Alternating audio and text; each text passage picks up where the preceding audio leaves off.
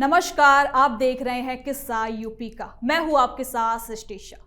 राम मंदिर में चढ़ावा चोरी विवाद के बीच मुख्यमंत्री योगी आदित्यनाथ एक बार फिर अयोध्या पहुंचे और इस बार भी उनका निशाना सीधे विपक्ष पर रहा। अपने संबोधन में सीएम योगी ने कांग्रेस और समाजवादी पार्टी पर तीखा हमला बोलते हुए कहा कि जो लोग आज आस्था और राम मंदिर की बात करते हैं वही लोग कभी अयोध्या की पवित्र हनुमानगढ़ी में नमाज पढ़वाने की कोशिश कर चुके हैं। मुख्यमंत्री यही नहीं रुकते, उन्होंने सवाल भी दागा कि क्या कांग्रेस या फिर समाजवादी पार्टी जामा मस्जिद में हनुमान चालीसा का पाठ करवा सकती है। अब सवाल यह भी है कि क्या राम मंदिर एक बार फिर चुनावी राजनीति के केंद्र में आ गया है? क्या आस्था और राजनीति की बहस अब और ज्यादा तेज होने वाली है? तो इसी पर आज चर्चा करेंगे। चर्चा करने के लिए हमारे साथ स्टूडियो में मौजूद है कैपिटल टीवी के executive editor Rajeev Kumar. Sir, बहुत बहुत स्वागत है आपका। धन्यवाद। तो सर, हर बार सीएम योगी आदित्यनाथ के निशाने पर समाजवादी पार्टी और कांग्रेस ही क्यों? देखिए, समाजवादी पार्टी और कांग्रेस ये उत्तर प्रदेश की राजनीति में एंटी बीजेपी पार्टियों में सबसे ज्यादा आक्रामक राम मंदिर के मुद्दे पर रही है। वहां पर यही दो पार्टियां नहीं है।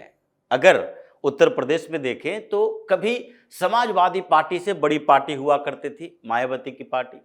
अभी मायावती ने बार बार इस बात का जिक्र किया कि राम मंदिर चढ़ावा चोरी के मामले में सियासत नहीं होनी चाहिए।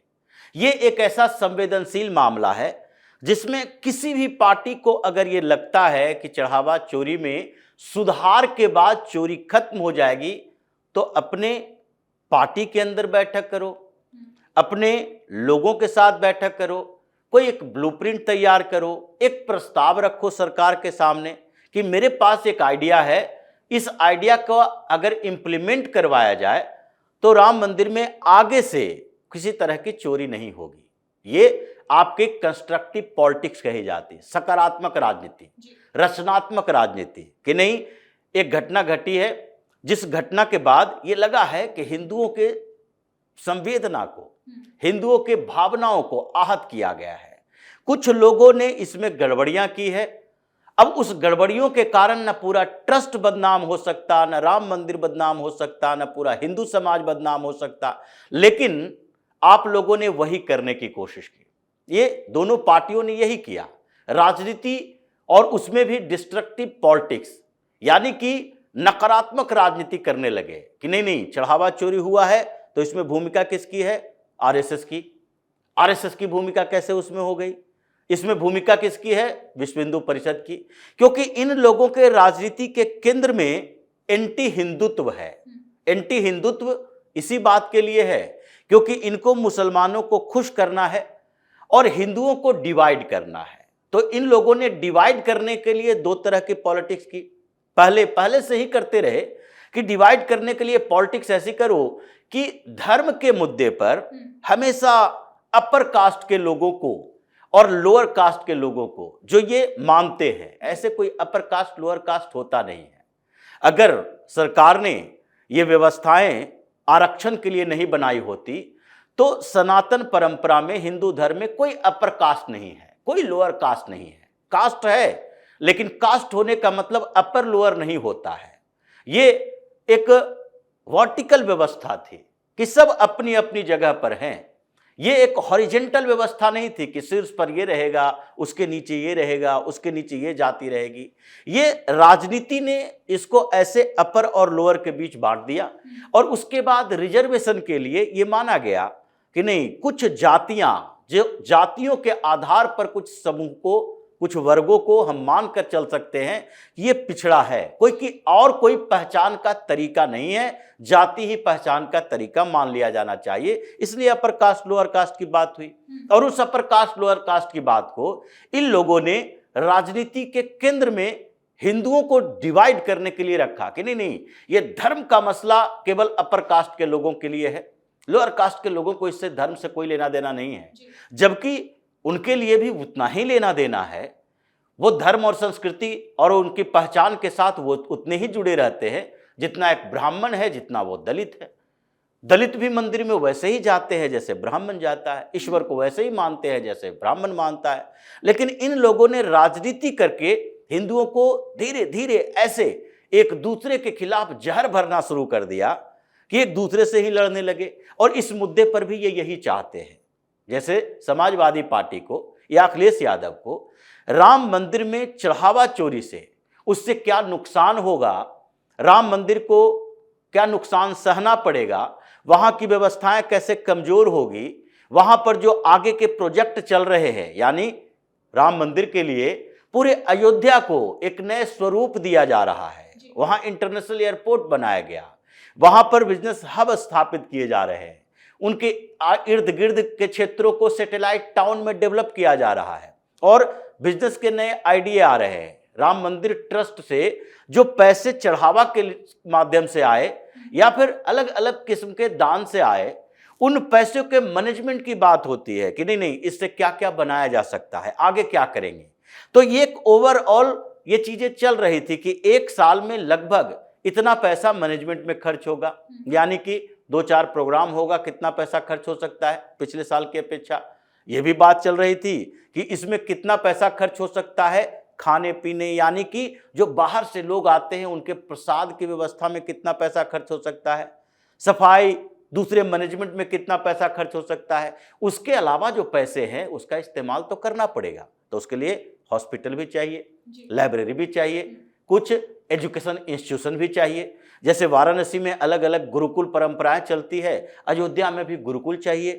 कुछ संस्कृत पढ़ने वाले छात्र दूर दूर से आए, बाहर से आए, ये एक यूनिवर्सिटी के शक्ल में हो, पहले कॉलेज खोला जाए, फिर यूनिवर्सिटी की तरह हो, संस्कृत महाविद्यालय बन जाए।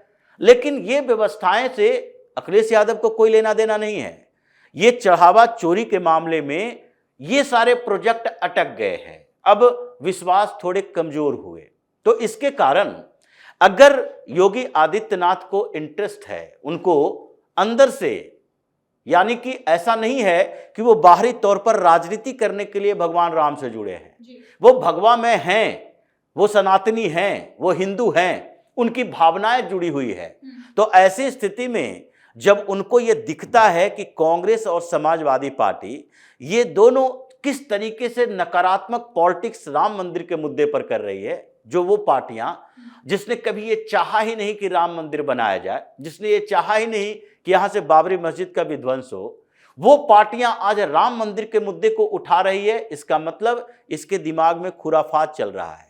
अगर पाकिस्तान किसी भी समय में भारत का कोई भी मुद्दा उठाएगा तो इसका मतलब है पाकिस्तान के इंटेंशन पर सवाल उठेगा कि ये भारत का मुद्दा उठा रहा है, तो कहीं न कहीं उस मुद्दे के आधार पर भारत में कोई अराजकता पैदा करना चाहता है। जैसे पाकिस्तान अगर कभी भी उठाता है कि भारत में मानवाधिकार का हनन हो रहा है, मुसलमानों का के साथ गलत किया जा रहा है, तो इसका मतलब ये नहीं है कि पाकिस्तान को भारत के मुसलमानों से बड़ा प्रेम है। उसका मतलब यही होता है कि भारत में मुसलमान परेशान है, इस मुद्दे को उठाकर वो मुसलमानों को आतंकवाद की तरफ ले जाने में अपनी भूमिका अदा करना चाहता है। वही बात इन लोगों के साथ है।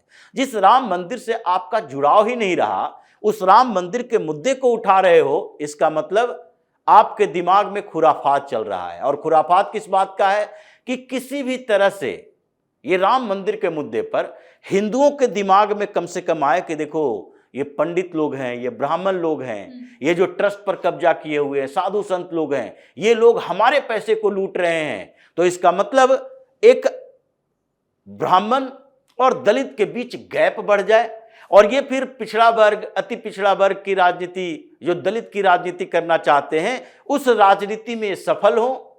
अगर इनको चुनाव में जीत मिल जाए तो फिर से वही स्थिति आ जाएगी। ये गिरगिट से भी ज्यादा तेजी से रंग बदलते हैं। जैसे ही सत्ता में आएंगे, जैसे ही अखिलेश यादव की महत्वाकांक्षा बढ़ी, जैसे ही इनको लगा कि 37 सांसद मिल गए हैं, अब विधानसभा में भी हम कुछ अच्छा करिश्मा कर देंगे, तो वैसे ही ये मुसलमानों के इर्द गिर्द मंडराने लगे।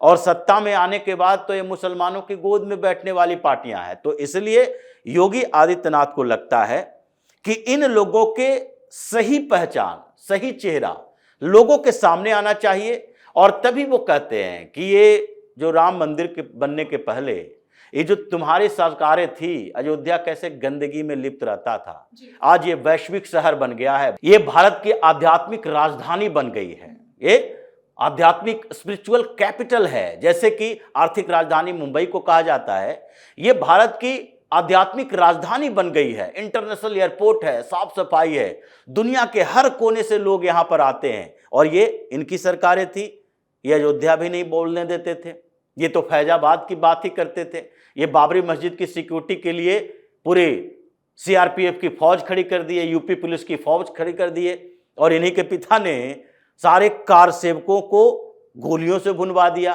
तो ये लोग जो राम मंदिर की बात करते हैं, इसका मतलब है इनके सोच में खोट है, और इसलिए योगी आदित्यनाथ के टारगेट पर है। जिस दिन इन मुद्दों पर और इसके बाहर के मुद्दों पर अभी भी समाजवादी पार्टी और कांग्रेस के नेता, जिस तरह से अजय राय राजनीति करते रहे, राहुल गांधी, प्रियंका वाड्रा करती रही, अगर इन लोगों के खिलाफ कुछ सबूत मिलते हैं तो इन लोगों के खिलाफ तो ऐसे इससे बदला लिया जाएगा कि इन लोगों ने कल्पना तक नहीं की है। अभी तो अखिलेश यादव की कुंडली खुल रही है। जो पिछले दिनों योगी ने कहा था कि अभी आपकी कुंडली खुल रही है, कई नेताओं की कुंडली खुल चुकी है, आजम खान जैसे नेता अंदर में है जेल के, और आपकी कुंडली खुल रही है। उसी के बाद तो ये सारे मुद्दे आए, अखिलेश यादव के पिछले करप्शन के मुद्दे, सीबीआई इंक्वायरी के, गोमती रिवर फ्रंट घोटाले के, और इन सारी कुंडलियां, सारे घोटालों की कुंडली खुलने के बाद जिस दिन एक भी सबूत आया, जिस दिन ऐसा लगा कि अब अखिलेश यादव को गिरफ्तार करने में कोई कोर्ट का आर्चर नहीं आएगा, उस दिन इनको पता चलेगा कि राम मंदिर पर सियासत करने का परिणाम क्या होता है। जी, बहुत बहुत धन्यवाद सर इन तमाम जानकारियों के लिए। धन्यवाद। तो कुल मिलाकर एक तरफ मुख्यमंत्री योगी आदित्यनाथ विपक्ष पर आस्था के मुद्दे पर सवाल उठा रहे हैं, तो दूसरी ओर योगी आदित्यनाथ पर सवाल उठाकर विपक्ष खुद ही घिरता नजर आ रहा है। अब देखने वाली बात होगी कि विपक्ष और सत्ता पक्ष की जुबानी जंग आखिर कहां तक जाती है। तो आपके इस बारे में क्या कुछ राय है, हमें कमेंट सेक्शन में जरूर बताएं। धन्यवाद।